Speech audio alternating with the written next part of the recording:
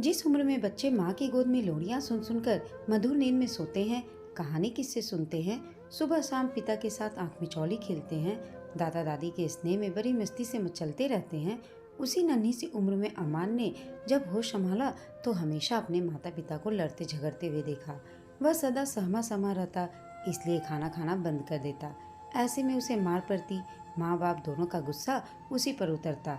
जब दादी अमान को बचाने आती तो उन्हें भी झिड़क कर भगा दिया जाता। अमान की माँ दादी को डपट कर कहती, आप हमारे बीच में मत बोला कीजिए, इससे तो बच्चा और भी बिगड़ जाएगा। आप ही के लाड ने तो इसका यह हाल किया है। फिर उसे आया के भरोसे छोड़कर माता पिता अपने अपने काम पर निकल जाते। अमान अपने आप को असुरक्षित महसूस करता, मन ही मन वह सुबकता रहता और जब वे सामने रहते तो डरा डरा रहता। परंतु उनके जाते ही अमान को चैन की सांस आती। चलो, दिन भर की तो छुट्टी मिली। आया घर के कामों में लगी रहती या फिर गपशप मारने बाहर गेट पर बैठ जाती। अमान चुपचाप जाकर दादी की गोद में घुसकर बैठ जाता। तब कहीं जाकर उसका धड़कता दिल शांत होता। दादी के साथ उनकी थाली में से खाना उसे बहुत भाता था। वह शेर, भालू और राजा रानी के किस्से सुनाती रहती और अमान ढेर सारा खाना खाता चला जाता। बीच बीच में अपनी जान बचाने को आया उसे बुलाती, बाबा तुम्हारा खाना रखा है, खा लो और सो जाओ, नहीं तो मेम साहब आकर तुम्हें मारेंगी और मुझे भी डांटेंगी। अमान को उसकी उबली हुई सब्जियां तथा लुगदी जैसे चावल जहर समान लगते। वह आया की बात बिल्कुल न सुनता और दादी से लिपट कर सो जाता। परंतु जैसे जैसे शाम निकट आने लगती उसकी घबराहट बढ़ने लगती। वह चुपचाप आया के साथ आकर अपने कमरे में सहम कर बैठ जाता। घर में घुसते ही माँ उसे देखकर जल भुन जाती। अरे इतना गंदा बैठा है, इतना इस पर खर्च करते हैं, नित नए कपड़े लाकर देते हैं, पर हमेशा गंदा रहना ही इसे अच्छा लगता है। ऐसे हाल में मेरी सहेलियाँ इसे देखेंगी तो मेरी तो नाक ही कट जाएगी। फिर आया को डांट पड़ती तो वह कहती, मैं क्या करूं मेम साहब, अमान मानता ही नहीं। फिर अमान को दो चार थप्पड़ फिर से पड़ जाते। आया गुस्से में उसे घसीट कर स्नान घर ले जाती और गुस्से में नहलाती धुलाती। नन्हा सा अमान भी अब इन सब बातों का अभ्यस्त हो गया था। उस पर अब मारपीट का असर नहीं होता था। वह चुपचाप सब सहता रहता, बात बात में जिद करता, रोता, फिर चुपचाप अपने कमरे में जाकर बैठ जाता, क्योंकि बैठक में जाने की उसको इजाज़त नहीं थी। पहली बात तो यह थी कि वहाँ सजावट की इतनी वस्तुएं थी कि उनके टूटने फूटने का डर रहता, और दूसरे मेहमान भी आते रहते, उनके सामने जाने की अमान को मनाही थी। जब माँ को पता चला कि अमान दादी के पास चला गया तो वे उनके पास लड़ने पहुंच जाती। माँ जी, आपके लाड प्यार ने ही इसे बिगाड़ रखा है, जिद्दी हो गया है, किसी की बात नहीं सुनता, इसका खाना पड़ा रहता है, खाता नहीं, आप इससे दूर ही रहे तो अच्छा है। सास समझाने की कोशिश करती, बहू बच्चे तो फूल होते हैं, इन्हें तो जितने प्यार से सींचोगी उतने ही पनपेंगे, मारने पीटने से तो इनका विकास ही रुक जाएगा। तुम दिन भर काम काज में बाहर रहती हो तो मैं ही संभाल लेती हूँ बच्चे को, आखिर हमारा ही तो खून है, इकलौता पोता है, हमारा भी तो इस पर कुछ अधिकार है। कभी तो माँ चुप हो जाती और कभी दादी चुपचाप सब सुन लेती। पिताजी रात को देर से लड़खड़ाते हुए घर लौटते और फिर वही पति पत्नी की झड़प हो जाती। अमान डर के मारे बिस्तर में आंखें बंद किए पड़े रहता कि कहीं माता पिता के गुस्से की चपेट में वह भी ना आ जाए। उसका मन होता कि माता पिता से कहे कि वे दोनों प्यार से रहें और उसे भी खूब प्यार करें तो कितना मजा आए। वह हमेशा लाड प्यार को तरसता रहता। इसी प्रकार एक और वर्ष बीत गया और अमान का स्कूल में एडमिशन करा दिया गया। पहले तो वह स्कूल के नाम से ही बहुत डरा, मानो किसी जेल खाने में पकड़कर ले जाया जा रहा हो। परंतु एक दो दिन जाने के बाद ही उसे वहाँ बहुत आनंद आने लगा। घर से तैयार कर टिफिन लेकर पिताजी उसे स्कूटर से स्कूल छोड़ने जाते। यह अमान के लिए नया अनुभव था। स्कूल में उसे हम उम्र बच्चों के साथ खेलने में आनंद आता। क्लास में तरह तरह के खिलौने खेलने को मिलते। टीचर भी कविता गाना सिखाती, उससे भी अमान को आनंद आने लगा। दोपहर को आया ले जाने आ जाती और उसके मचलने पर टॉफ़ी बिस्किट इत्यादि दिला देती। घर जाकर खूब भूख लगती तो दादी के हाथ से खाना खाकर सो जाता। दिन आराम से कटने लगे, परंतु माता पिता की मारपीट बढ़ने लगी। एक दिन रात में उनकी खूब जोर से लड़ाई होती रही। जब सुबह अमान उठा तो उसे आया से पता चला कि माँ घर पर नहीं है, आधी रात में ही घर छोड़कर कहीं चली गई हैं।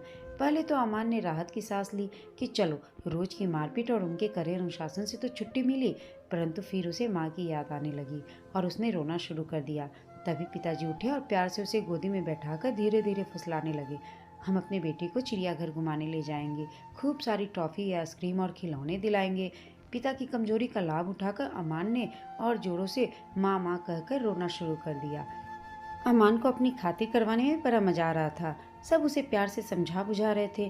तभी पिताजी उसे दादी के पास ले गए और बोले, माँ जी, अब इस बिन माँ के बच्चे को आप ही संभालिए। सुबह शाम तो मैं घर में रहूंगा ही, दिन में आया आपकी मदद करेगी। अंधे को और क्या चाहिए, दो आंखें। दादी पोता दोनों प्रसन्न हो गए। नए प्रबंध से अमान बहुत ही खुश था। वह खूब खेलता, खाता, मस्ती करता। कोई बोलने टोकने वाला तो था नहीं। पिताजी रोज नए नए खिलौने ला कर देते। कभी कभी छुट्टी के दिन घुमाने फिराने भी ले जाते।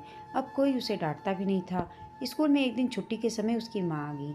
उन्होंने अमान को बहुत प्यार किया और बोली, बेटा, आज तेरा जन्मदिन है। फिर प्रिंसिपल से इजाज़त लेकर उसे अपने साथ घुमाने ले गई। उसे आइसक्रीम और केक खिलाया, टेडी बियर खिलौना भी दिया। फिर घर के बाहर छोड़ गई। जब अमान दोनों हाथ भरे हुए हंसता कूदता घर में घुसा तो वहाँ कोहराम मचा। आया को खूब डांट पड़ रही थी। पिताजी भी ऑफिस से आ गए थे। पुलिस में जाने की बात हो रही थी। यह सब देख अमान एकदम डर गया कि क्या हो गया। पिताजी ने गुस्से में आगे बढ़कर उसे 2-4 थप्पड़ जड़ दिए और गरज कर बोले, बदमाश, कहाँ गया था? बिना हमसे पूछे उस डायन के साथ क्यों गया? वह लेकर तुझे उड़ जाती तो क्या होता? दादी ने उसे छुड़ाया और गोद में छिपा लिया। हाथ का सारा सामान गिरकर बिखर गया। जब खिलौना उठाने को वह बढ़ा तो पिता फिर गरजे, फेंक दो कूड़े में सब सामान, खबरदार जो उसे हाथ भी लगाया तो। वह भौचक्का सा खड़ा था। उसे कुछ समझ ही नहीं आ रहा था कि आखिर हुआ क्या, क्यों पिताजी इतने नाराज हैं। 2 दिनों बाद दादी ने रोते रोते उसका सामान और नए कपड़े अटैची में रखे। अमान ने सुना कि पिताजी के साथ वह दार्जिलिंग जा रहा है। वह रेल में बैठकर घूमने जा रहा था, इसलिए खूब खुश था। उसने दादी को समझाया, क्यों रोती हो दादी, घूमने ही तो जा रहा हूँ, 3-4 दिनों में लौट आऊंगा। दार्जिलिंग पहुंचकर अमान के पिता अपने मित्र रमेश के घर गए। दूसरे दिन उन्हीं के साथ वे एक स्कूल में गए। वहाँ अमान से कुछ सवाल पूछे गए और टेस्ट लिया गया। वह सब तो उसे आता ही था, झटझट सब बता दिया। तब वहाँ के एक रोबीले अंग्रेज ने उसकी पीठ थपथपाई और कहा, बहुत अच्छे, और टॉफी खाने को दी। परंतु अमान को वहाँ कुछ अच्छा नहीं लग रहा था। वह घर चलने की जिद करने लगा। उसे महसूस हुआ कि यहाँ जरूर कुछ साजिश चल रही है। उसके पिताजी कितनी देर तक न जाने क्या क्या कागजों पर लिखते रहे। फिर उन्होंने ढेर सारे रुपए निकाल कर दिए। तब एक व्यक्ति ने उन्हें स्कूल और हॉस्टल घुमाकर दिखाया, पर अमान का दिल वहाँ घबरा रहा था। उसका मन आशंकित हो उठा कि जरूर कोई गड़बड़ है। उसने अपने पिता का हाथ जोर से पकड़ लिया और घर चलने के लिए रोने लगा। शाम को पिताजी उसे मॉल रोड पर घुमाने ले गए। छोटे घोड़े पर चढ़ाकर घुमाया और बहुत प्यार किया। फिर वहीं बेंच पर बैठकर उसे खूब समझाते रहे, बेटा, तुम्हारी माँ वही कहानी वाली राक्षसी है जो बच्चों का खून पी जाती है, हाथ पैर तोड़कर मार डालती है। इसलिए तो हम लोगों ने उसे घर से निकाल दिया। उस दिन वह स्कूल से जब तुम्हें उड़ाकर ले गई थी तब हम बहुत परेशान हो गए थे। इसलिए वह यदि आए भी तो कभी भूल कर भी उसके साथ मत जाना। ऊपर से देखने में वह सुंदर लगती है, पर अकेले में राक्षसी बन जाती है। अमान डर से कांपने लगा। बोला, पिताजी, मैं अब कभी उनके साथ नहीं जाऊंगा। दूसरे दिन सवेरे 8 बजे ही पिताजी उसे बड़े से गेट वाले जेल खाने जैसे हॉस्टल में छोड़कर चले गए। वह रोता चिल्लाता हुआ उनके पीछे पीछे भागा, परंतु एक मोटे दरबान ने उसे जोर से पकड़ लिया और अंदर खींचकर ले गया। वहाँ एक बूढ़ी औरत बैठी थी। उसने उसे गोदी में बैठाकर प्यार से चुप कराया। बहुत सारे बच्चों को बुलाकर मिलाया। देखो, तुम्हारे इतने सारे साथी हैं, इनके साथ रहो। अब इसी को अपना घर समझो। माता पिता नहीं है तो क्या हुआ, हम यहाँ तुम्हारी देखभाल करने को है ना। अमान चुप हो गया। उसका दिल जोर जोर से धड़क रहा था। फिर उसे उसका बिस्तर दिखाया गया। सारा सामान अटैची से निकालकर एक छोटी सी अलमारी में रख दिया गया। उसी कमरे में और बहुत सारे बेड पास पास लगे थे। बहुत सारे उसी की उम्र के बच्चे स्कूल जाने को तैयार हो रहे थे। उसे भी एक आया ने मदद कर तैयार किया। फिर घंटी बजी तो सभी बच्चे एक तरफ जाने लगे। एक बच्चे ने उसका हाथ पकड़कर कहा, चलो, नाश्ते की घंटी बजी है। अमान यंत्रवत चला गया, पर उसे एक कौर भी अच्छा नहीं लगा। उसे दादी का प्यार से कहानी सुनाना, खाना खिलाना याद आ रहा था। उसे पिता से घृणा हो गई कि क्यों वे उसे जबरदस्ती धोखे से यहाँ छोड़कर चले गए। वह सोचने लगा कि कोई उसे प्यार नहीं करता। दादी ने भी तो नहीं रोका और न पिताजी को समझाया। वह ऊपर से मशीन की तरह सब काम समय से कर रहा था, पर उसके दिल पर तो मानो पहाड़ जैसा बोझ पड़ा हुआ था। लाचार था वह। कई दिनों तक गुमसुम रहा, चुपचाप रात में सुबकता रहा। फिर धीरे धीरे इस जीवन की आदत से पड़ गई। कई बच्चों से जान पहचान और कईयों से दोस्ती भी हो गई। वह भी उन्हीं की तरह खाने और पढ़ने लग गया। धीरे धीरे उसे वहाँ अच्छा लगने लगा। वह कुछ अधिक समझदार भी होने लगा। इसी प्रकार 1 वर्ष बीत गया। वह अब घर को भूलने सा लगा था। पिता की याद भी धुंधली पड़ी थी कि एक दिन अचानक ही प्रिंसिपल साहब ने उसे अपने ऑफिस में बुलाया। वहाँ दो पुलिस वाले बैठे थे, एक महिला पुलिस वाली तथा दूसरी बड़ी मूंछों वाला मोटा सा पुलिस का आदमी। उन्हें देखते ही अमान भय से कांपने लगा कि उसने तो कोई चोरी भी नहीं की, फिर क्यों पुलिस पकड़ने आ गई। वह वहाँ से भागने ही जा रहा था कि प्रिंसिपल साहब ने प्यार से उसकी पीठ सहलाई और कहा, बेटा डरो नहीं, ये लोग तुम्हें तुम्हारे माता पिता के पास ले जाएंगे, तुम्हें कुछ भी नुकसान नहीं पहुंचाएंगे। इनके पास कोर्ट का ऑर्डर है, हम अब कुछ भी नहीं कर सकते, तुम्हें जाना ही पड़ेगा। अमान ने रोते रोते कहा, मेरे पिताजी को बुलाइए, मैं इनके साथ नहीं जाऊंगा। तब उस पुलिस वाली महिला ने उसे प्यार से गोदी में बैठाकर कहा, बेटा तुम्हारे पिताजी की तबीयत ठीक नहीं है, तभी तो उन्होंने हमें लेने भेजा है। तुम बिल्कुल भी डरो मत, हम तुम्हें कुछ भी नहीं कहेंगे, पर यदि नहीं चाहोगे तो हम तुम्हें जबरदस्ती ले जाएंगे। उसने बचाव के लिए चारों तरफ देखा, पर कहीं से सहारा ना पाकर चुपचाप उनके साथ जाने को तैयार हो गया। हॉस्टल की आंटी उसका सामान ले आई। कलकत्ता पहुंचकर पुलिस वाली आंटी अमान के बार बार कहने पर भी उसे पिता और दादी के पास नहीं ले गई। उसका मन भयभीत था कि क्या मामला है। रात को उन्होंने अपने घर पर ही उसे प्यार से रखा। दूसरे दिन पुलिस की जीप में बैठाकर एक बड़ी सी इमारत, जिसे लोग कोर्ट कह रहे थे, वहां ले गई। वहां उसके माता पिता दोनों दूर दूर बैठे थे और काले चोगे पहने बहुत से आदमी चारों तरफ घूम रहे थे। अमान यह सब देख समा समा बैठा रहा। वह कुछ भी समझ नहीं पा रहा था कि यह सब क्या हो रहा है। फिर ऊंची कुर्सी पर सफेद बालों वाले बड़ी उम्र के अंकल, जिनको लोग जज कह रहे थे, ने रोबदार आवाज में हुक्म दिया, इस बच्चे यानी अमान को इसकी माँ को सौंप दिया जाए। पुलिस वाली आंटी जो उसे दार्जिलिंग से ले आई थी, उसका हाथ पकड़कर ले गई और उसे माँ को दे दिया। माँ ने तुरंत उसे गोद में उठाया और प्यार करने लगी।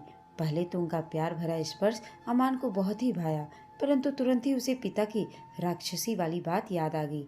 तब उसे सचमुच ही लगने लगा कि माँ जरूर ही एक राक्षसी है, अभी तो चख रही है, फिर अकेले में उसे खा जाएगी।